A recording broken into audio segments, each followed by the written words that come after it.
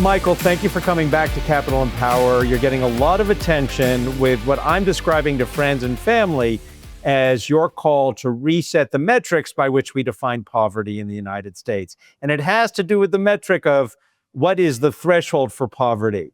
What did you discover? And then I want to get into the backlash you're getting for this.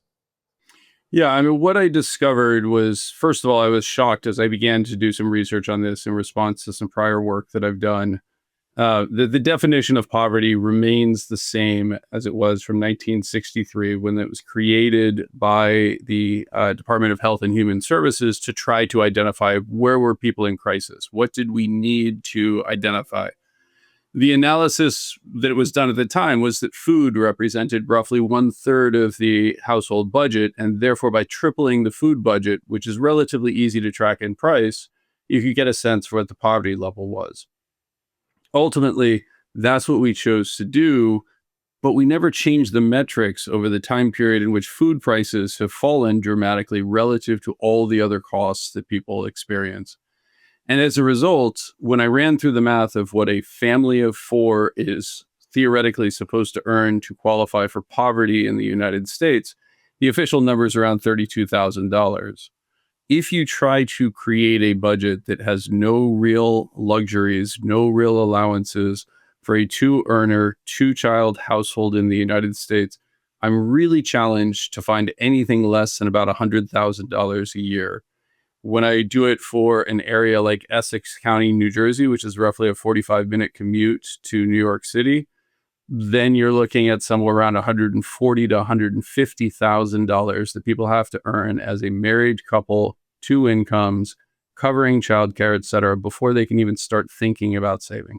So when we talk about this poverty line, when I say $140,000, if you're below that, by these metrics, you're essentially struggling. You're impoverished if you're a family of four. I get blowback. My brothers, who I speak with every week, we have a call. They said that can't be. And then one of them pulled up and said, in Manhattan, the median income is $106,000. So already there are many people above that. What would you say to my greatest critics, who are my brothers? Well, first of all, I would encourage them to actually walk through the numbers, right? I'm seeing really two key responses. One is coming from the intellectual left, which is some variant of that's not poverty. Real poverty is, you have to go to the restroom in an outhouse. Your family drives a car with 200,000 miles on it, et cetera. I agree, by the way. I think that is actually true poverty as we think of it. But the experience that people have in households earning up to about $140,000 is no material improvement in their quality of life from that level of around $40,000 to $45,000. They lose subsidies for housing. They lose subsidies for childcare. They lose subsidies for healthcare, et cetera. And at every step in that process, it has the effect of lowering their cash income such that there's a valley that I decry as the valley of death, basically between about $40,000 and $100,000, in which you've gained $60,000 worth of quote unquote income. You've theoretically increased your output by somewhere in the neighborhood of 1.5 times, and you're not any better off. And that's disincentivizing things. I'm not suggesting these people are actually poor, just that they're genuinely struggling and unable to get ahead. Your brother's observations, first of all, I would highlight that anytime you start talking about median incomes in Manhattan, first of all, you need to remember how young Manhattan is, right? It is a city in which an extraordinary number of young people come to get their first jobs and their first experiences, often leaving after they've discovered that they couldn't make it there. Maybe they could make it somewhere else, right? The second thing that I would emphasize is that we're seeing a lot of pushback on the idea of poor coming from the right. And it's a very different characterization. And I would largely frame it as people who are saying, I'm not poor. How dare you call me poor? There's an incredible amount of understandable pride from people who are in the more conservative camp saying, I don't want to be thought of as a victim. I don't want to be thought of as poor. And it's fascinating to me to see both sides basically come at this, while somewhere around 85 to 90% of the responses I get are from people saying something like, thank goodness somebody finally spoke to my lived experience, right? Thank goodness somebody actually got this. It's really incredible to see the tone deafness that exists on both sides of what I would argue were the political camps. I want to talk to some of the criticism you're getting. I'm going to read quotes from the comments of the This was all originally on your Substack, and then it got republished in the Free Press, where it is it's taking off. Yep. Why are you getting first the blowback on the left? Why would the left be pushing back? The quick answer is in part because they've always pushed back against the idea that those people in the 40 to 100 range are really worth defending. Right? It's really worth understanding their challenges. We've had multiple administrations that had the opportunity to realistically address these issues. Unfortunately, addressing these issues is going to require more progressive tax rates. It is going to require those who are on the extreme lucky end of our society. And I have to emphasize that I consider myself extraordinarily lucky and recognize that I will have to pay more for this. But the trade-off is that we're going to have a much more harmonious society, a much happier society in which young people can choose to have children and choose to flourish. That's actually counter to the interests of many on the left. They like the idea of keeping a dependent class. They like the idea of identifying that there's a point at which you have to rely on the government. Man, I hate that idea. As Gen X, by the way, I think, and if what I heard you say, I'll repeat to make sure I understood it correctly. I do think my generation, Gen X, has been very fortunate. We had 40 years essentially of productivity and growth with the great falls in the stock market, but essentially it worked very well for us. But I don't think it's working for Gen Z, for younger people. And I do think what I hear you saying is that our generation and boomers above us have an obligation to make sure that Gen Z and the younger generation can enjoy that which we have prospered from, but that's going to cost us more. And what you're saying is higher taxes. Yeah, unfortunately, there is no way to get around the fact that you at minimum have to raise taxes on one group if you were going to address these benefit cliffs that exist in that 40 to 100K range. And so that's just a simple reality. What is actually shocking is how little you have to do it, right? Things like lifting the earned income tax credit can be offset by removing things like FICA tax caps, by introducing a slightly higher corporate tax rate, simply restoring levels that were perfectly fine 10 years ago, and candidly that would have gone into place had we not extended the Trump tax cuts that were instituted in 2017. It was already built into the system. We chose to continue to pursue extraordinarily low corporate tax rates. We continue to benefit capital at the expense of labor, and labor is really sitting at the center of that 40 to 100K range in terms of household incomes. The last thing I would just emphasize on this is you can't have a harmonious society. You can't walk safely down the street. You can't have your children go to a public school unless you're willing to make investments in the next generation. Our system of Social Security and Medicare is a pay-as-you-go system. The money that you paid into it is long gone. The money that you will receive out of it is dependent upon future taxpayers. And you're not going to get them unless we give a better pool of resources to the younger generation. And something that made my ears perk up when you said the cap on Social Security. Right now, I forget, it's like 172,000, that income after 100 and whatever is no longer taxed for Social Security. You say remove that altogether so that Bill Gates, let's assume his income was $4 million. This is all hypothetical. He would pay Social Security tax on every penny of that. That would be my argument. Yes, I think ultimately that is the direction that we have to go. Again, that would give us the flexibility to lower those taxes and reduce the penalty associated with employment in the United States. Right now, we're operating under a fiction that the money that we're paying is somehow ours. It's not. That money has been gone. It's going to go even faster now that we are degrading the surplus in Social Security. And the simple reality is these changes are going to get made. They're either going to get made in a proactive fashion where we can actually use the resources, or they're going to get made in a reactive fashion and we will cut Social Security benefits or raise FICA taxes in an environment in which it's chaotic and we don't actually have the opportunity to benefit from it. So now let me ask you why you're getting pushback from the right. Is it because you're calling for these kinds of, you say minimal, but tax increases, which our generation, I remember President Reagan, I mean, we're here from the government, we're here to help, and that's the worst thing you could ever hear. Is that why you're getting pushback? I think that's part of the pushback on the right. Part of the pushback on the right is a recognition that this would ultimately require some forms of redistribution. There's also, rightly on the right, an incredible fear of new government institutions being created to distribute this. Something like the earned income tax credit, which would flow directly to young families with children under the age of 18, is one of the highest return programs we have in governments. It gives families the ability to choose how to spend that money. If their needs for childcare are high and their needs for something else are low, they can choose to do that. We don't need a giant bureaucracy to do this. Let's put more money in the hands of working young families to give them the opportunity to become successful and for their children to become successful so we can perpetuate the American dream. Why do you think this is hitting such a chord with people across the country from all walks of life? I think the simple reality is it's true. It is the lived experience that the vast majority of young families actually have. They see their parents doing well.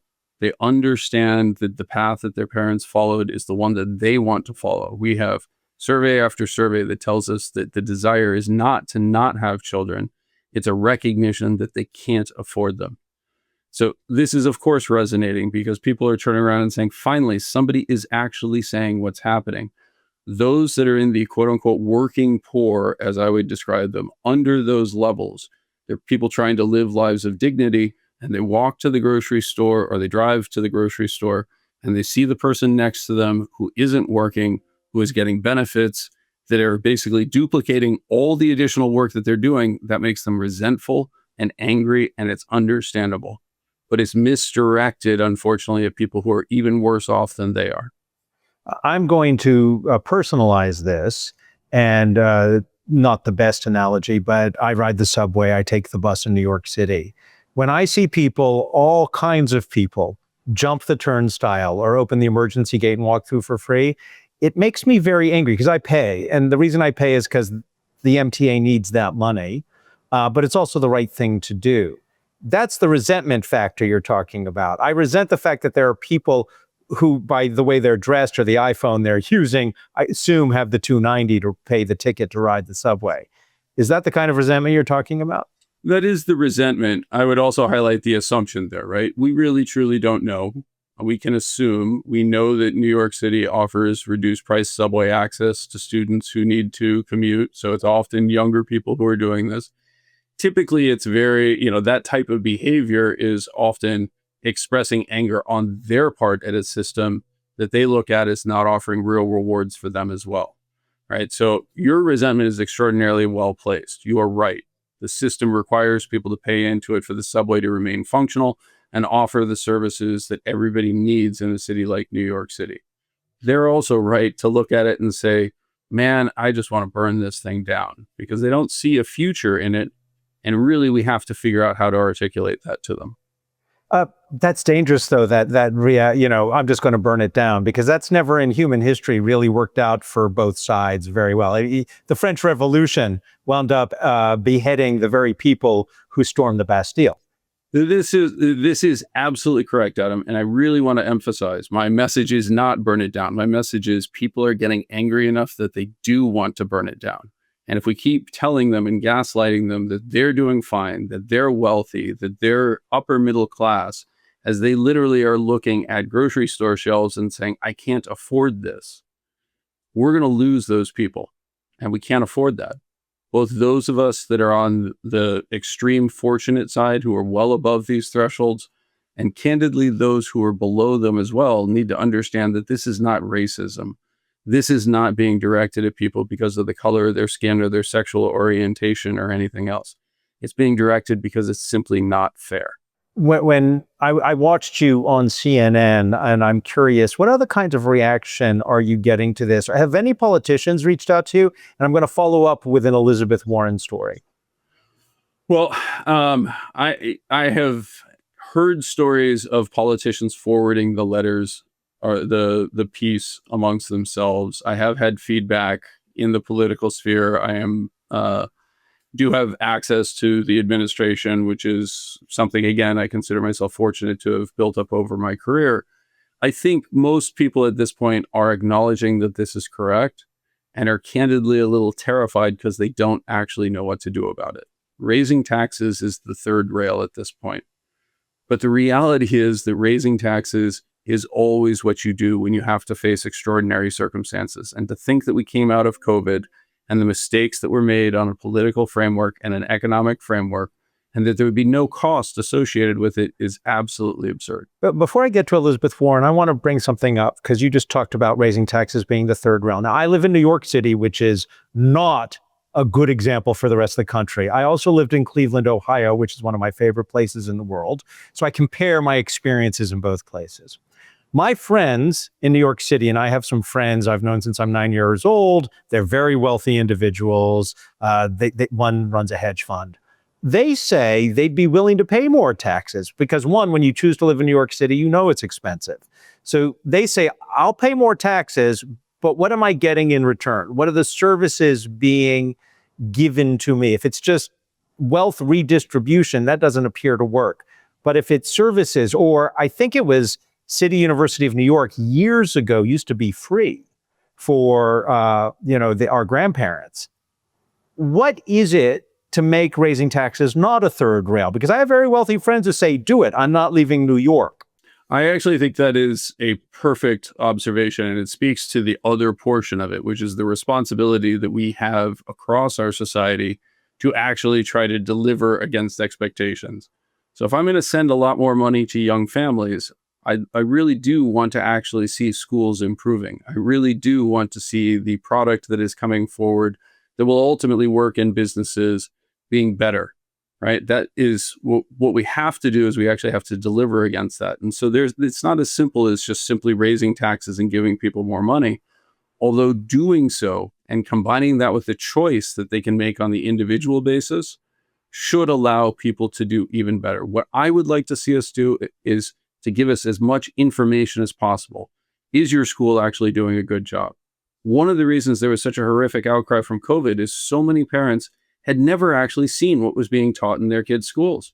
Suddenly they were exposed to it and they didn't like it, right?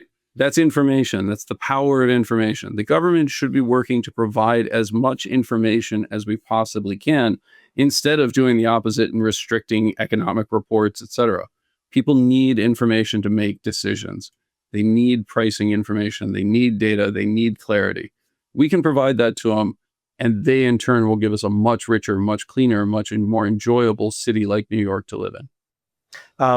Let me get to Elizabeth Warren, and then I want to get to $150,000 and 32% of the population being affluent.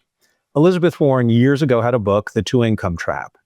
And when I was reading your article, I remember reading that book in Cleveland back in 1996, maybe it's 97, where she talked about, in today's world, we are artificially inflating the price of housing because parents are trying to get their kids into good school systems. Therefore, they're leaving their communities to go to the good school system, driving up the price of what's available for housing to get into that school system. She makes the argument for school choice, but she also brought up what you said in your article. Used to be one person worked, the other was working at home. You only needed one car. You brought this up. You didn't need two. And then if the one person working outside the home lost their job, the person working in the home had the opportunity to go get a job to get income coming back in. When you have, this is Elizabeth Warren, when you have two incomes, those two incomes are necessary to sustain the lifestyle you have. And if one person loses, you have no fallback. You were kind of making that point too. Yeah, this is actually one of the really most terrifying things about that valley of death. Imagine that you have a two-earner income. You make it out of the support. You're at $70,000. The second person is now working. You both are educated. You have $140,000 in income. You're well outside of any support network. And then you lose one of those two incomes. You get none of that support back. right? There's no gain that is offsetting that other than unemployment, which in a state like California is one I just happen to be aware of. You get 26 weeks at roughly $450 a week, $13,000 in aggregate benefits, and then you lose your eligibility to participate. This is part of the reason why we're seeing the surge in the gig economy.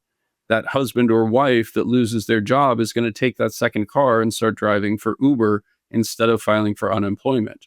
We're seeing this throughout our society, and we're not capturing the data because driving for Uber means you're not unemployed, right? It's just the entire system is perverse. As it relates to Elizabeth Warren, I think this is actually one of the really frustrating things about Elizabeth Warren. She actually did some phenomenal research on the ways in which people are trapped in poverty, and then went to Congress and basically became a shill for pharmaceutical companies. It's the hypocrisy that people are reacting to, not the core of the message. She was right, but then she lost her own way. I want to get to some of the pushback, and I'm going to be reading some of the responses in the Free Press. I think what Barry Weiss, by the way, created the Free Press is amazing. But here's one response that jumped out at me. I wanted to read it to you. Talking about, they say the errors in your article. The errors: $5,000 for work lunches computes to more than $20 per lunch. Let me introduce you to my two friends, peanut butter and jelly. Next, severe daycare expenses are only for a few years, and then lesser after-school care expenses for a few more years. What would you say to the individual who wrote that?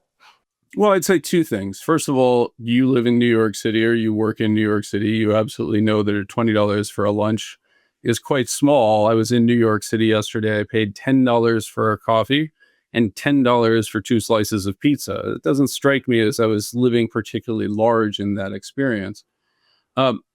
With that said, absolutely, you can economize, and people who are truly poor should be expected to economize. But that's exactly the point. These people are not poor by the definition that we're stating, right? We're actually supposedly claiming that these people at $140,000 in the budget that I built are living in a relatively affluent environment. And our recommendation to them is peanut butter and jelly. The second thing that I would highlight is on the childcare component.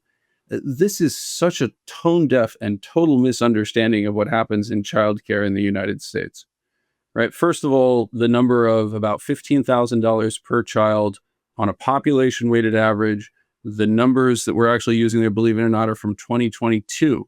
So if we update that on an inflation basis, it's probably even higher than I had estimated. 2 children, $30,000. Now you get to the point where they're in public school. Somebody has to be there to take them to school. That means one of you is probably going to be slightly late because school doesn't start particularly early. Then one of you is going to have to be available to pick them up at 3:30 p.m. or you're going to have after school care. By the way, do you want those children to actually be competitive for elite schools in an environment in which the admissions rate, when I went to college, the admissions rate for UCLA was near 70%. Today it's at 7%. To compete for that position at UCLA, you have to put your kid into a sports program or after-school tutoring, and none of those come cheaply. So the idea that this is somehow absurd, that people would be spending that amount of money on childcare and after-school and tutoring and everything else that falls into that category, is simply wrongheaded. They don't understand the current world. Here's another one. The entire premise is suspect. If you need that much income to be comfortable, why not move? And I hope in your answer to that, you bring up the housing situation in New Jersey where there were only 7 houses available. Yeah, this is, again, one of these really serious misunderstandings that people have, right? If your cost of living in New York City is too high, you should move to a suburb. Well, the suburbs of New York City are really what we're actually talking here. Again, this is a 45-minute commute in each direction. By the way, the town that I profiled, Caldwell, New Jersey, had a train station that used to take you into New York. It no longer does. So you need a car to drive to the park and ride. So you can take the train into New York City, where you can then get on the subway where people are jumping the turnstile. Fine, let's accept that for a second. Within that city in New Jersey that they're supposed to find a cheaper environment to live in, there were only 7 2-bedroom, 1.5 bath, 1.5 plus bath units available. You want to try living in a household with 4 people with 2 bedrooms and only 1.5 bath? That's not exactly being luxurious. The choices that these people have are very limited.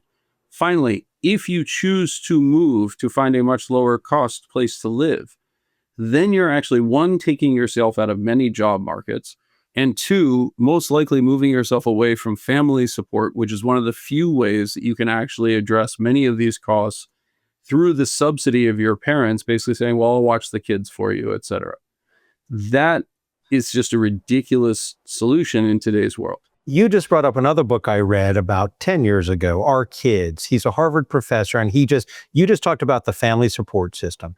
In that book, he talks about what happened in the 1960s that shifted our economy dramatically. And basically, you could have a neighborhood in which the C-suite officers of a company lived in the same neighborhood as the factory line workers.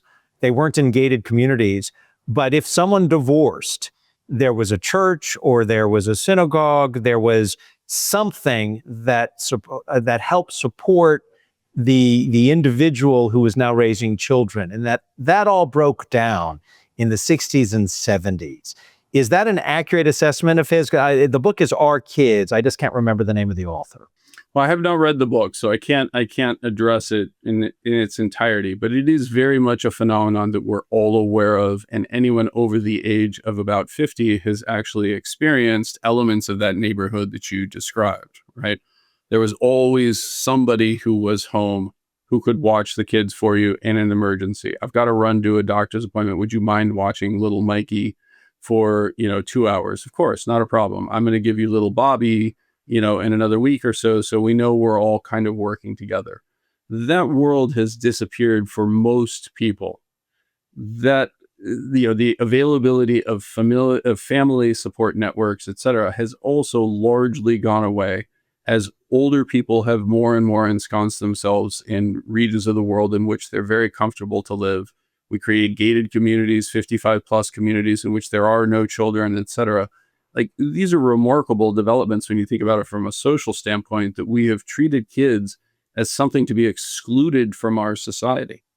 What a what a weird place to live. Look, I may be the extreme. I seek out residences and homes that are near playgrounds and that are near schools because I love the sound of children playing. I think it's the greatest sound in the world, right?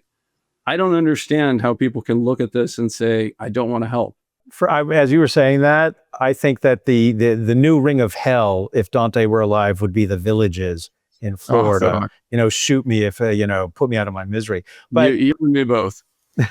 Let me ask you about this, because I do think, listen, I will get blowback from my friends, and I'm not revealing my politics because nobody ever guesses it quite accurately.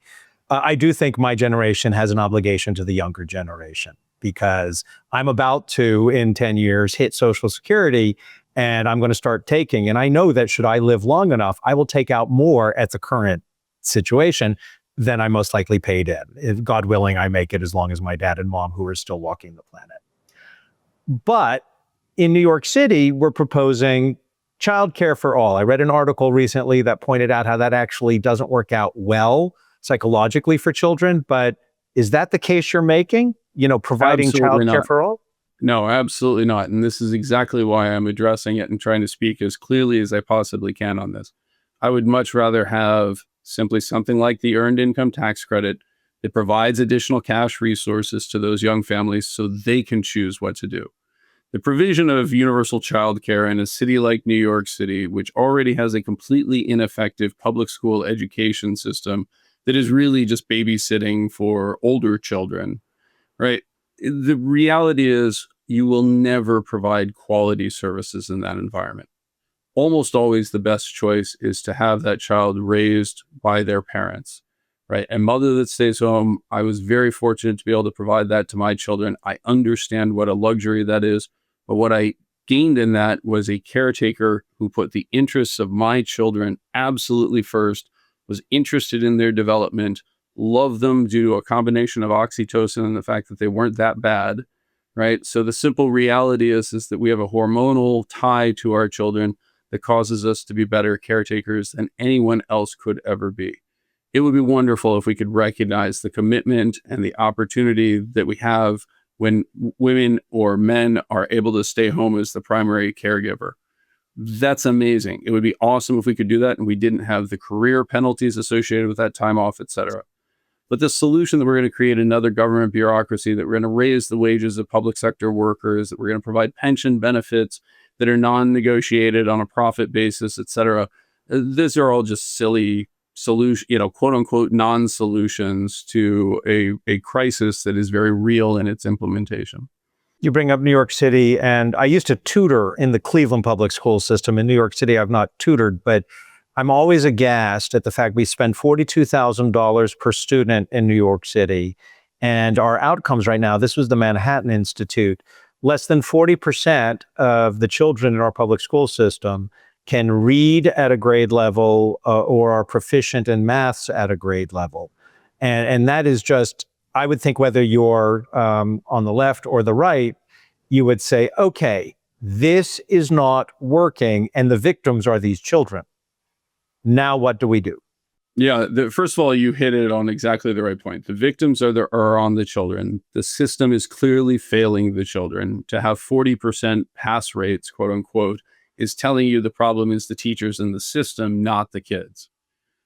With that said, you have examples in New York City, the KIPP programs, a program I'm very actively involved with, Coney Island Prep, which is a K through 12 school in Brighton Beach, one of the poorest regions of New York City. Roughly 85% of the students at this school qualify for a reduced price lunch, which means that they are operating under tremendous economic stress.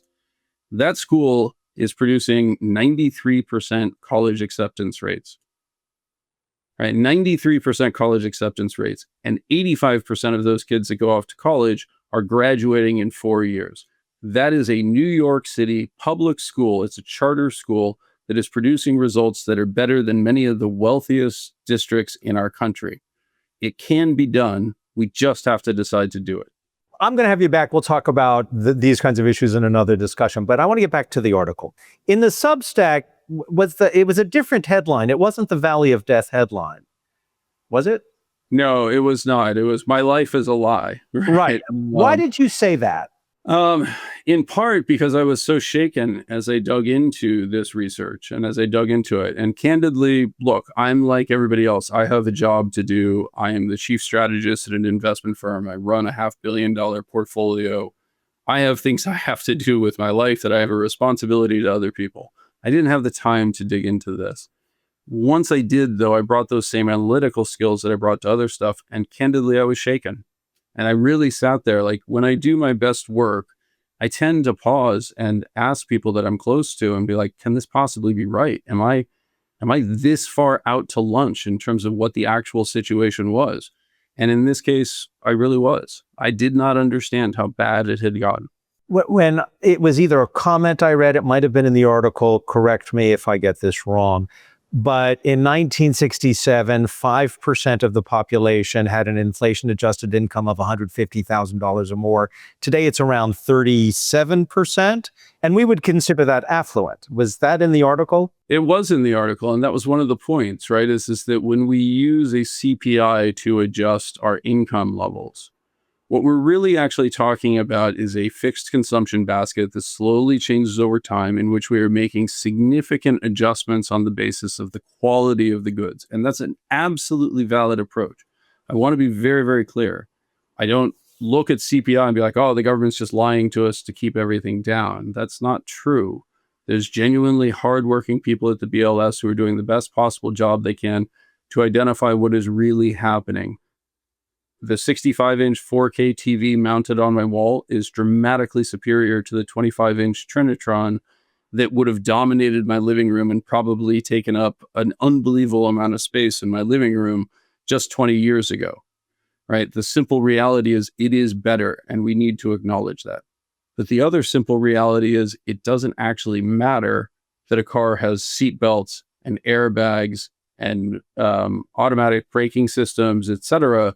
If my real objective is simply to get from point A to point B, if I don't have the choice of skipping all those things, it's a false equivalence, right? I'm being told the cars have gotten much cheaper, even as my financing rates and the car itself have gotten much, much, much more expensive.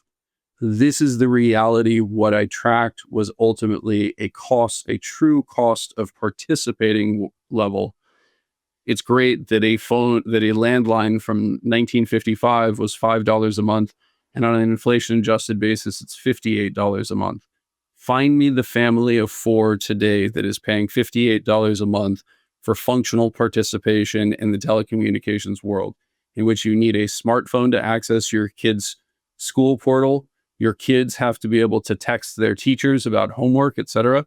It doesn't exist. Like, that's just a false comparison. This poverty level statistic that we're using that was derived in the early 60s, is it Bureau of Labor Statistics or is it a different division? And who's responsible to update these things? We rely on these statistics, but it seems as if there's no motivation to update the metrics by which we measure. Well, one of my favorite responses, this is not one you highlighted, is people will say, yes, we need to look at the supplemental measures of poverty, right? We've already done this. We look at a more complex basket. The simple reality is the supplemental measure of poverty was created to capture the value of the benefits that I'm describing below that poverty line, right? To recognize that we have actually increased support for those at the very low end. And as a result, measures like the supplemental poverty line, yes, they do include other components, but they also are simply adding back the cash benefits that are received that by and large are lost for those between that $40K and $100,000 level. It's just it's absurd in its presentation that people think the answer is let's just count the cash, the cash equivalent of all the benefits that are received. The entire point of the article is those in that valley of death are missing those benefits. They lose them faster than they gain income, creating a trap for people to stay in functional poverty even as they're working their tails off. So as I start to wind down with you, are you optimistic that you've ignited something, but will it burn or will it flame out? I don't know. I am hopeful that it will burn, but I am hopeful that it'll burn in a constructive manner. The message is not we need to increase benefits for everybody. We need to be providing, incredible income supports for everybody below $140,000, and we should have minimum wage set at $75 an hour. Those are absurd outcomes. Right? That's not what I'm emphasizing at all. I'm simply saying we need to actually have a more progressive tax structure, which shifts in much later, recognizing the realities of raising children in today's world. My children are grown. I was very fortunate. I made it out of this, right? My parents never really did, as I noted in the article. I understand how lucky I was. We as a society need to recognize that it is harder today. We're not recognizing the value that's being created by children, even as we bemoan the fact that people aren't having them. So we have an opportunity to make things much richer, and that makes me very optimistic. Maybe I'll be disappointed. I wouldn't be that surprised if I was, but hopefully we can actually start an honest conversation about what it's like for most families in this world today.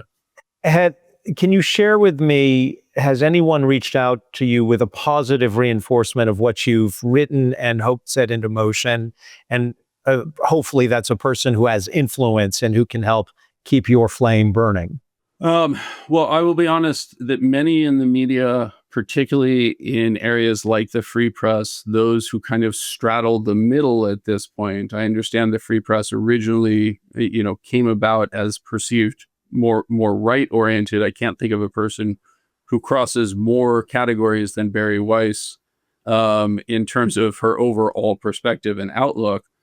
I'm hopeful that by raising the awareness that we can actually really start to get this moving and have real discussions. I've had a few politicians who have reached out. I've had a few individuals who have offered to further amplify it. Many in the press are actually quite supportive. What I've been most surprised by, candidly, is kind of the liberal intellectual left, which has basically spent all of its time screaming about how unrealistic these expectations are. I actually think one of the more interesting things would be is if we can somewhat deplatform that view and we can actually start having real conversations about what real families in America are struggling with today. Anything you want to add? Because my thought as I read the article and as I was reading the issues that you were measuring, I was thinking this does make sense because I do know people experiencing this. The liberal intellectual left I think the reason the people on the Upper West Side of New York City might be open to what you're saying is because their children are the people who are not getting jobs after 4 years in college, or who are in jobs that pay 65 to 70,000 in New York City, which is not a lot. Well, I actually think that is probably the single most interesting observation that we can make about this. The people who are starting to wake up to it. Again, I don't have young children anymore. My children are all grown, they're all employed, they're all successful, right? But I see the trap that many of their friends are going through, and I see the stress that is created in their lives associated with this stuff. And the reality is it doesn't have to be that way. And I think more and more people are waking up to this as they see their children and their grandchildren really begin to suffer in this environment. And we're starting to open ourselves up to a discussion of maybe this isn't the right path. If that's a call to burn down the villages, I'll light the match. Well, this is hope. Again, like I use the phrase "burn it down." The fear is that we burn it down, right? The riots in cities that are in response to economic or social stresses destroy productive capacity. Let's build productive capacity for a change. That would be an amazing thing. When I say burn down the villages, I'm talking about the future that sends me to an old age place where you drive around in a golf cart. You literally meant the villages. Yeah, no, villages. If I'm ever behind the wheel of a golf cart, God shoot me. But well, I personally am, look, I'm sure the people in the villages are horrified listening to this. We don't want to burn the villages down. We're actually very happy for you that you found a life that works for you. With that said, it is an isolated community. Open your eyes to what's happening around you. Michael, thank you. Thank you for having me, Adam.